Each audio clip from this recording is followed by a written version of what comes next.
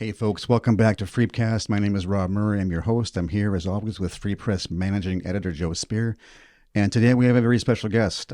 We have John Brady. You may know him as the former mayor of Mankato.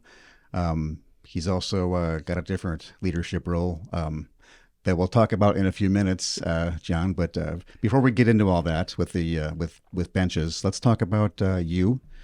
What are you doing these days? What have you done post mayor John Brady? What's the John Brady story since then? Back in those days, I was had a chiropractic practice, and I closed that in with the COVID 2021, I think. And I also worked part-time as a registered nurse. I've been a nurse for almost 50 years, and I worked in psychiatric facilities. And I do still work half-time at Leo Hoffman Center in St. Peter, which is a pediatric residential treatment center for boys from 11 to 19 who have mental health disturbances and been underserved and underprivileged kids. And I'm president now of the board at BENCHS, and so I will. Retirement doesn't really appeal to me, so I'll do something part-time. And I got a degree in nursing here in 1976. That's why I moved to Mankato to go to the program here, because it was a 4-year program, one of a few in the States, or only one of 3 in the state at that time. So I came to the Mankato area, and I haven't left since. I've moved into a house in 1985. I still live there, and I plan to be there until the end. Where are you from originally? A small town called Fulda down by Worthington. I've been to the Fulda Fireman's Ball. Oh, congratulations. You're one step ahead of me in my hometown there about that. So let's get to why we're here today. We brought John in today to talk about the situation at BENCHS, and if anybody in this town has a pet or cares about pets, you probably know what's going on over at BENCHS. And instead of having me try and talk about what's happening, why don't you tell us what's going on at BENCHS? And Joe and I will ask a bunch of questions for you. Okay. First of all, I'm not an expert in animal care and management, but I adopted a dog from BENCHS back in 2012. And so at that time, Susie Kroon wanted me to join the board. She was always looking for good board members. And I delayed it. And later on, I decided I would join the board, and kind of as a payback for what the value of that dog, because he's still alive. He's 16, and he's still running around like a puppy. And so I got back on the board, and didn't really have a lot of knowledge about BENCHS. I was just a supportive member of the community. And that was about between 2 and 3 years ago. And so I've learned a great deal since then, and we've had some good times and not so good times, and now I happen to be the chair of the board. So the news was, John, that we came across a few weeks ago. We got wind of a BENCHS meeting that was going to be a board of directors, and somebody called us, I think, and just said you guys might want to be there. So I know Brian Arla went over and reported on and observed the conflict, big discussions, arguments between staff and board of directors about management issues. Micromanagement came up, dangerous dogs and what to do with them. Biting staff was an issue. Anyway, it appears that some staff members resigned, some board members resigned. You're down to 3 board members, I believe. That's correct. And open part-time, I think, or reduced hours is from what I remember. Yes. And that's where we're at now. I know earlier conversations you had with us talked about you sitting down with someone from the Mankato Area Foundation to talk about their consulting on board structure, and this is something they're good at. So kudos to you guys for looking for solutions. But maybe you can just update with where we're at and where we might go from here. I would start by saying small nonprofits, and BENCHS is a relatively small nonprofit, they struggle with board structure and how boards interact with operational day-to-day operations. And not unlike a lot of other nonprofits, BENCHS got into a situation where the board was historically very involved in day-to-day operations. And it eventually got to be a point where the people that managed the shelter and the experts that were there felt we were having a little overreach, and it particularly came to a head during the discussions about euthanasia, how to deal with dogs that are dangerous, and so we had some controversies about that, and so then eventually that hadn't been fully resolved, and so the management was unhappy about the board needing to know some things about the day-to-day operations that they didn't think we really needed to intervene in, one of which was euthanasia. They thought it was a professional management decision along with the veterinary recommendation. And so that's really what kind of came to a head and created the discord that is now resolving. But and that's basically the gist of it in the short term. How was it resolving? What have you done to Well, resolve the issue? Resolving, I guess, was an optimistic word, but it is, in my opinion, resolving because we are, as Joe mentioned, Nancy Zalek reached out to us and is giving us the Mankato Foundation is giving us a consultant who I met with today to look at how the board and the staff are interacting and setting up some guidelines so that everybody understands how nonprofits work. And that was a good discussion, and she'll help us as we need her. I also have talked to someone a veterinary that may well renew our kennel license at the end of the year, which is essential. If we don't get a doctor on a kennel license signature line, then we can't function. And we also have, is a rather exciting concept, in my opinion, we have a group of people that have come from outside who are willing to sit and form an advisory committee that will advise the board. They will not have any jurisdiction or decision-making in terms of board. They won't be board members. They won't be paid. But the positive thing that leads me to feel that it's resolving is that we now, more than certainly my tenure on the board in 2 to 3 years, we're getting positive feedback from the entire region. And people are reaching out to me who work in humane societies in Waseca County, Watonwan County, and there's even people in Martin County that are interested, and they've raised my awareness. When they learned that benches may actually close, it was rather alarming to the outlying areas because they depend on benches. And so now we're having a conversation, which I consider a regional conversation, about how to benefit everybody in the entire area. And that, I think, is going to lead to some real positive movement forward. One of the things that I was wondering about when you mentioned nonprofit leadership, it does seem like an animal shelter is a unique nonprofit. You have a very different mission, very specific needs. What do you think the foundation can help you with, as far as offering you advice? Because I mean, it's not like running any other charity. There's animals there. It's a very specific kind of mission you guys have there. Right. When Nancy asked me if we would like her help, I said absolutely. And basically, what their assistance is to get us just functioning well as a nonprofit, working appropriately as a board and appropriately interacting with management. This consultant is not going to help us with animal management per se.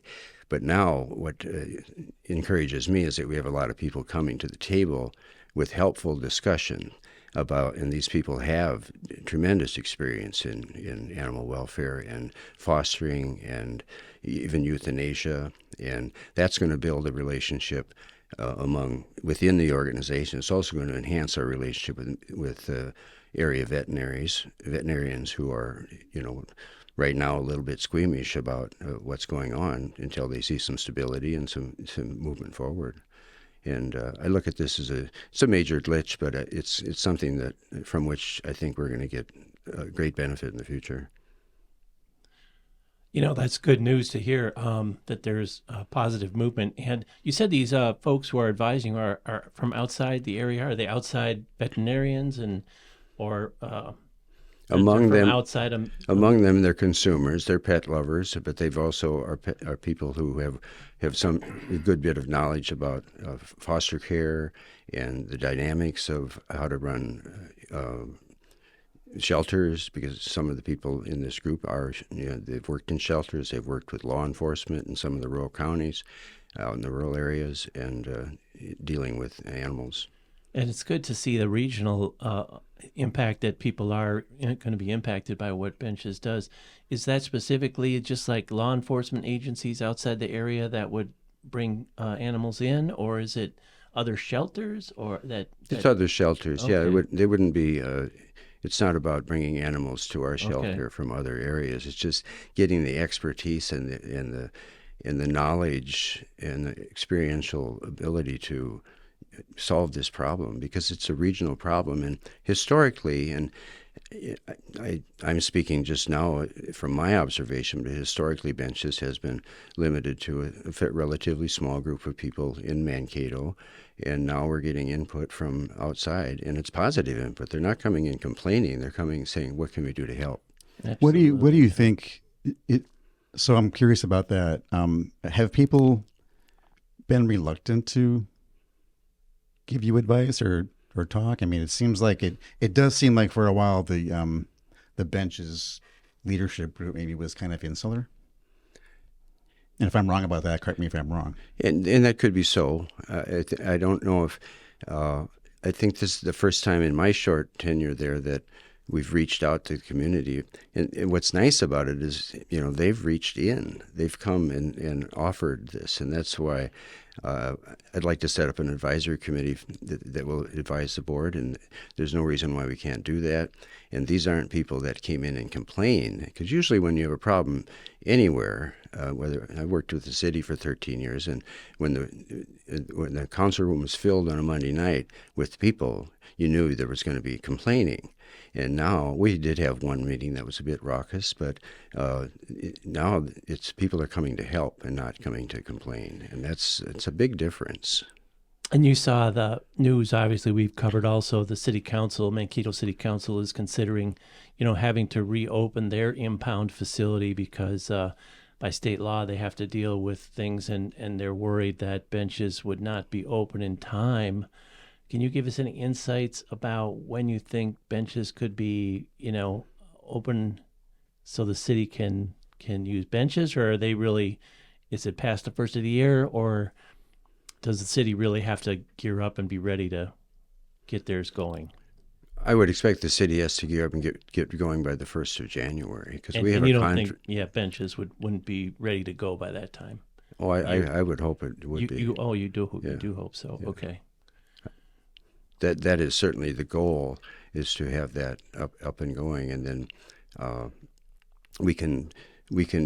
What happened before, and this was before I was there, but from what I can understand, when city had the impound before, they collected all the animals, and BENCHS went down there, I think maybe on a daily basis, and chose which animals that they would take in for adoption. Because when an animal is taken into BENCHS, it is for adoption. Right. It's a no-kill shelter. Yeah, and that means we don't kill just to make space. Just to make space. And so we would rather not take animals in that we know that we can't rehab and adopt out, because we're not a foster-based facility, because we do house animals, but the end goal is to adopt them out, and that, of course, is a revenue stream too, and it keeps the nonprofit going financially as well. Right. Okay. Well, I think I don't know if people knew about that timeline. I think the last reporting we did was that BENCHS, maybe, and I'm not sure it came from you. It might have come from someone interpreting at the city, that BENCHS wouldn't be up and running again to assist city by January 1st. But you're hopeful you will. I'm hopeful. That I may be a little optimistic, but I will remain optimistic. I wasn't aware that it was even discussed at that council meeting until after the meeting. In fact, another reporter told me that he covered that meeting, and I would have probably been there had I known it was going to happen, but I don't keep track of the agendas. So I have not personally talked to the city officials, and that's the next thing on my list to do. Well, I know one thing that was concerning that we talked about, what the city's policy was, it wasn't a policy they agreed on yet, but said that statute only requires them to hold an animal for 5 days before they could euthanize it, and that just I think shocked animal. If you look at people. our Facebook page on that story, there's over 100 comments, and just about all of them are outraged at the 5 days.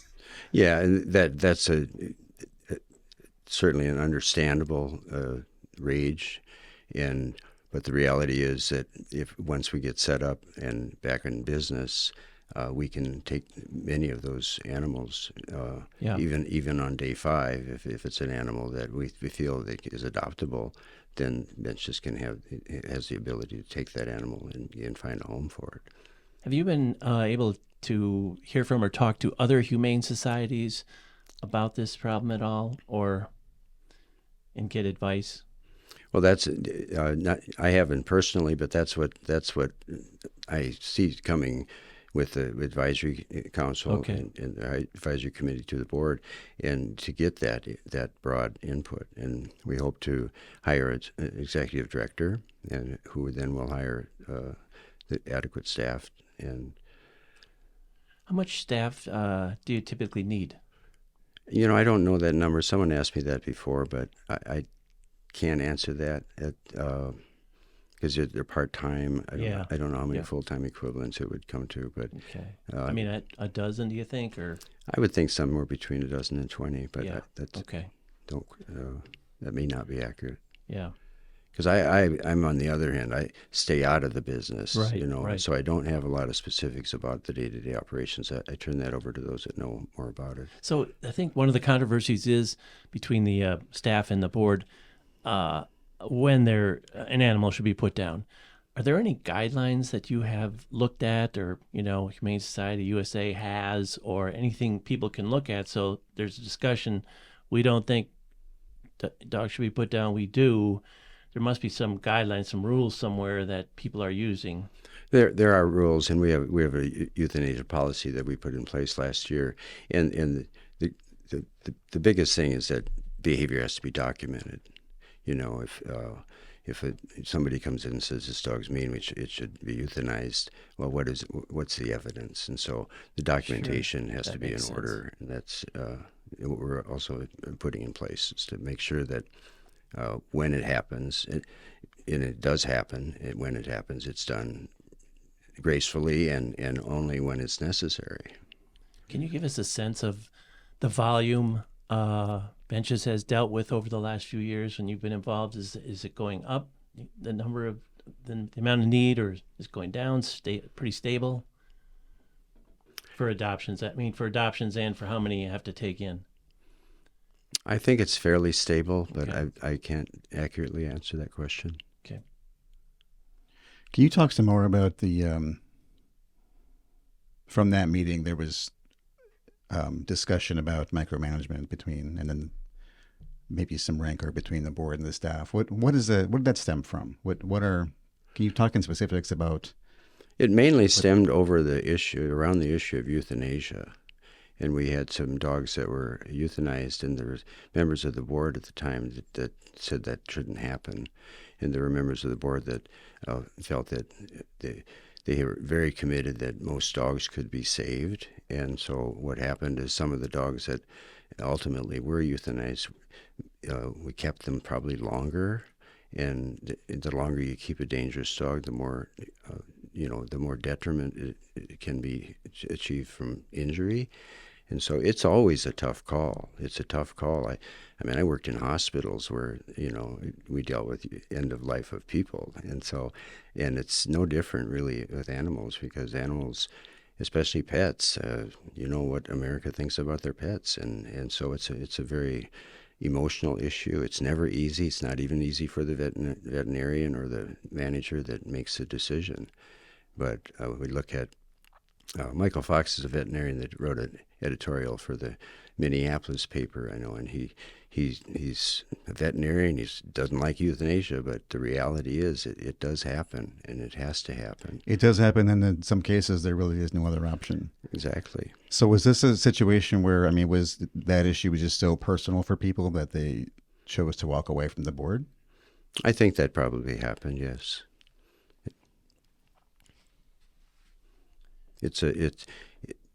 That's one thing about being a board member on any. I'm on different boards. I've been on different boards, and if you have a passion for it, that's good. I have a passion for what I do, no matter what board I'm on. But you have to sit back and think about, okay, what's best for the dog?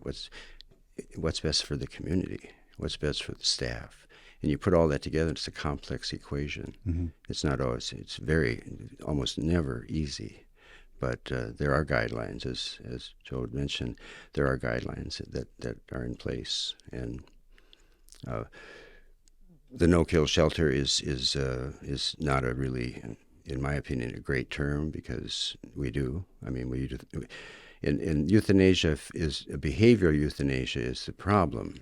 I mean, if you have a sick cat that's full of fleas and the organs aren't functioning well, medical euthanasia is easily justified, because the cat's going to be miserable until it dies, or a dog or anything. And even in humans, we have humans staying. In my nursing tenure, I've shut ventilators off. And it's a powerful thing to do, regardless of what kind of a critter you have, whether it's human or otherwise.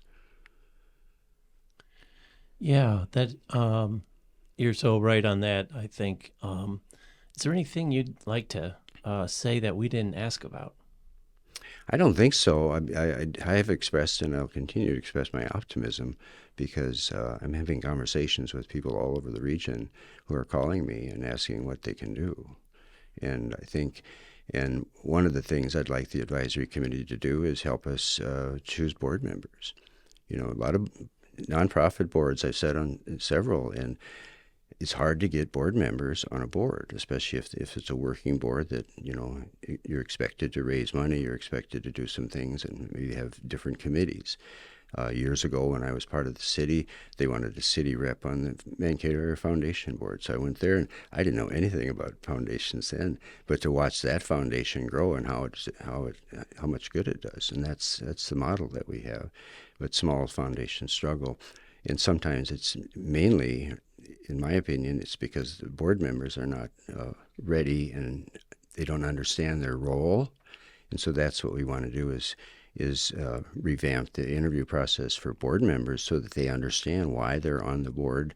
They're not on the board to run the shelter. They're on the board to support the management and the executive branch of the shelter.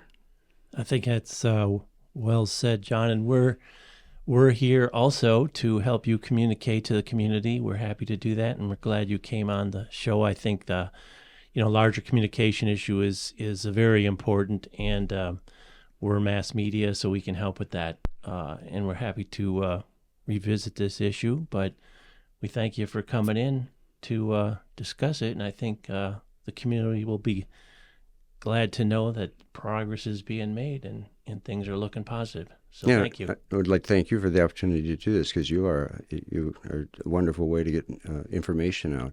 And I have to say, media has been fair in this whole controversy, if you will, or situation.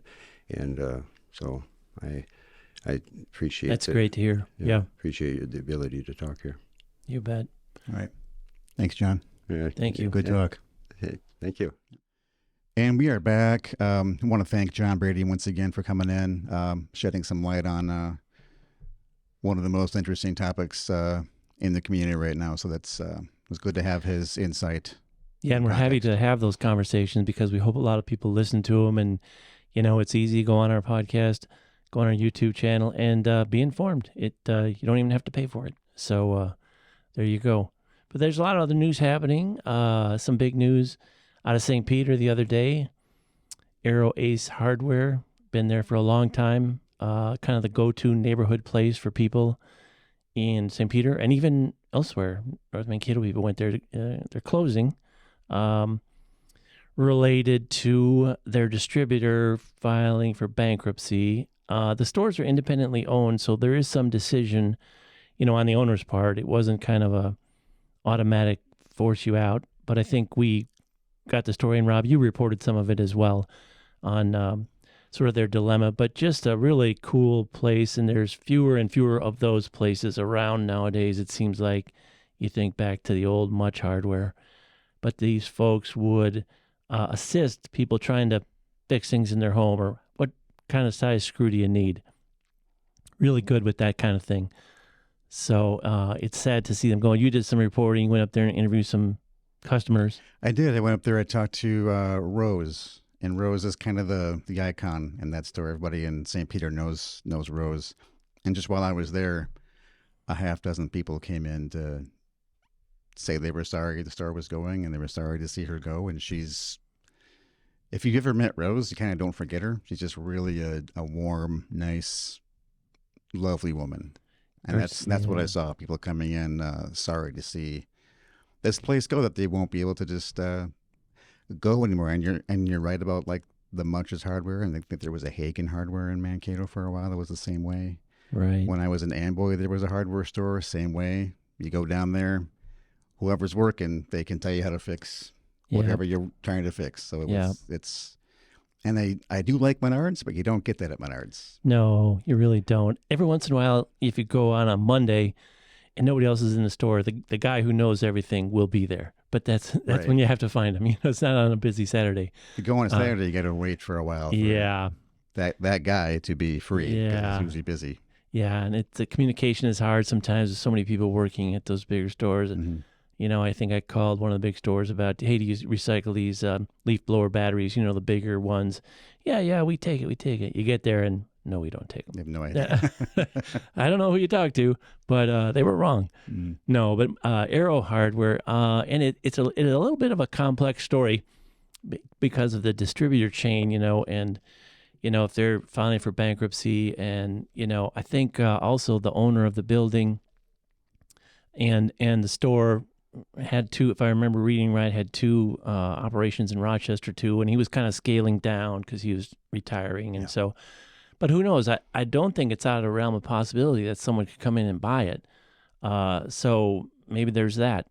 And I know the other Arrow Hardware dealers in the area were concerned a little bit, and they want people to know that they are not affected in the same way. Okay. CNS still has all their supplies from Arrow, and it sounded like there might even be a transition on the corporate world on that. There's another company out there, Best Go, I think, that may be looking to acquire the assets of the Arrow chain. So a lot of these hardware stores, they're still in business. They still carry a lot of the stuff. It's just a transitional thing for them. It sounded like the St. Peter case was partly the owner's decision as well. Okay.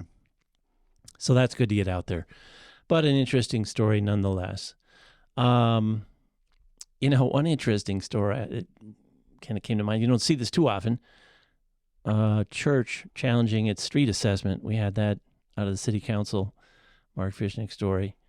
Grace Lutheran in Mankato is going to get charged $82,000 for street fixing. And it probably doesn't come up that often, and the city council seemed reluctant to make an exception because they haven't made exceptions for other churches.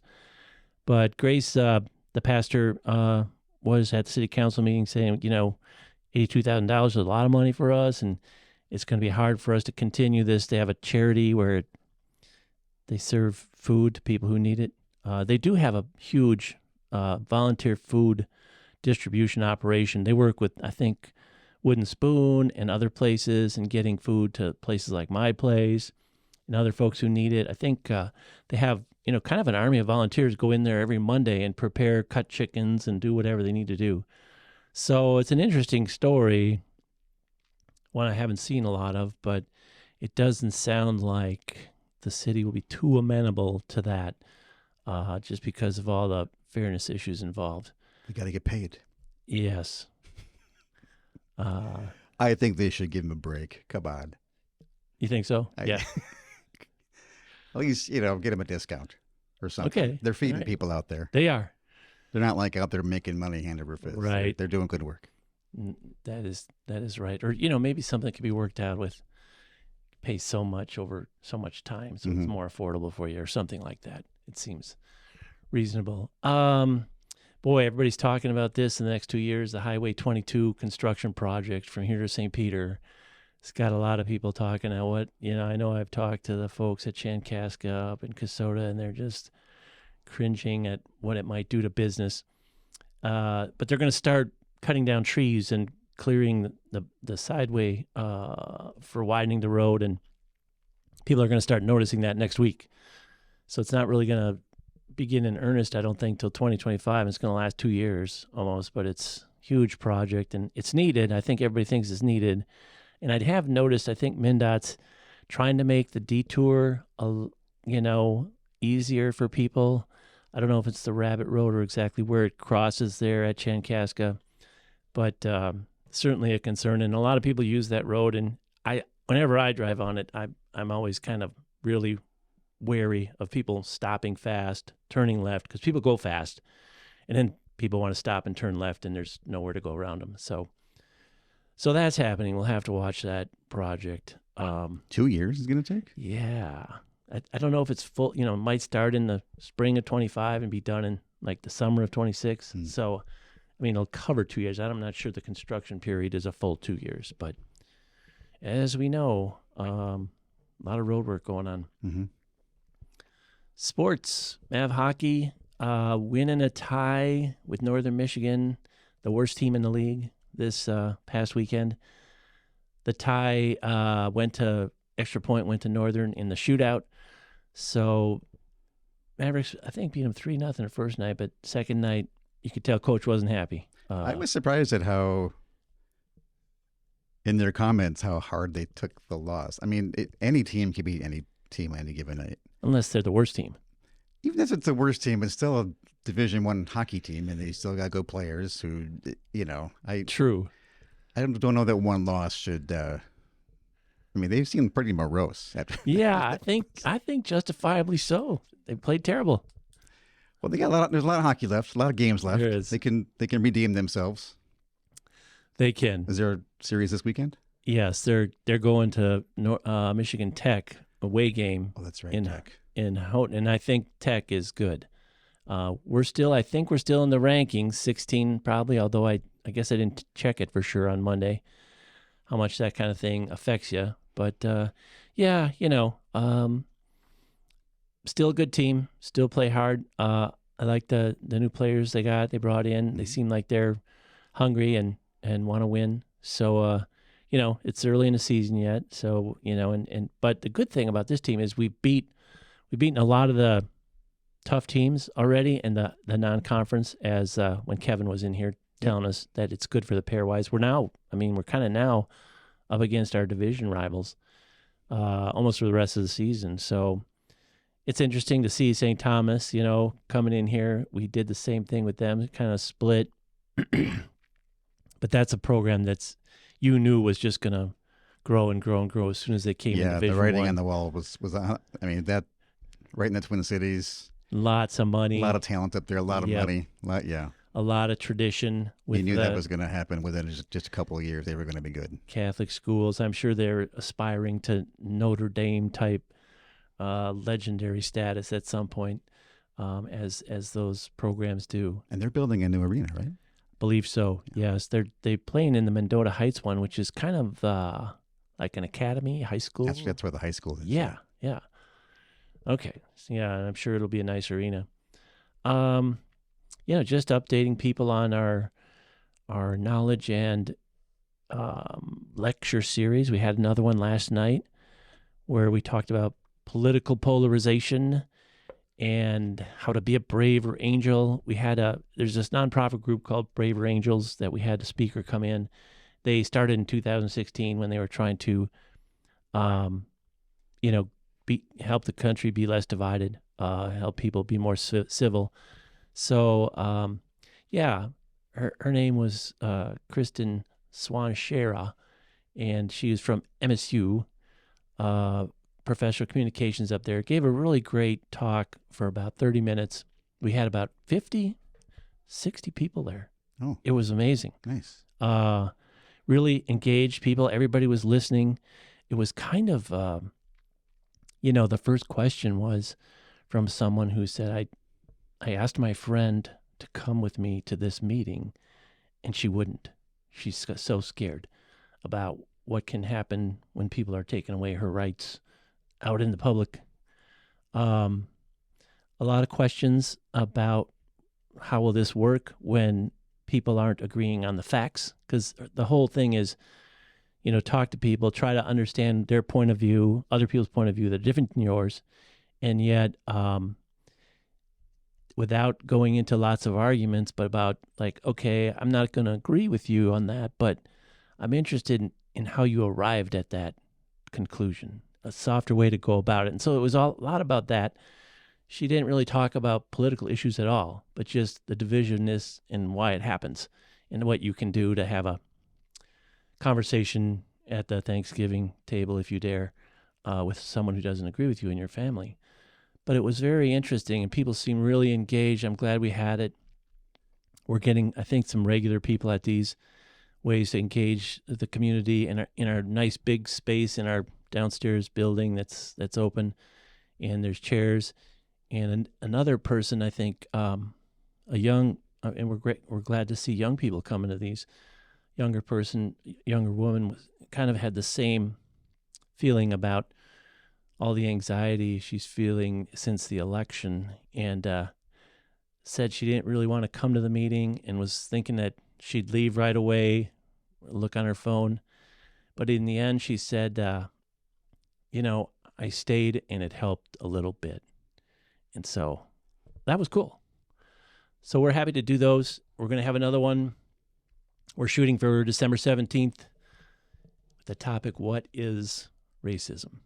Try to get someone to come in and talk about that. And so we'll be advertising that when we get that hammered out. But those are free, right? Anybody can come to those? Free. It's in our building, 6:00 at night. We have cookies and water, and it's a nice wide open area you can sit in, so it's not a cramped hot room or anything like that. I think it's a good space, and we recorded it. Should remember that. It'll be on our YouTube. The whole thing will be on our YouTube channel, and a video online as well on the Free Press website. So, and the first one we did, which was all about the Middle East, will be there as well. Want to remind people we do have a YouTube channel now. We're putting a lot of these podcasts on, and you can look at that, and our Instagram channel. But otherwise, I think that's about all I've got for the news wrap-up. I think we're done. Thanks for listening, everybody. Call with story ideas, questions. If you'd like to sponsor this podcast, call our advertising department at 344-6364. You can always subscribe to the great journalism we're talking about here by calling 625-3764.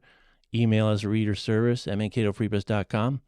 You can also order photo reprints from our partners, SPX Sports. You can click button on our website, or you can call them, 345-7196. Thanks for listening, everybody. All right. We'll see you next time, guys.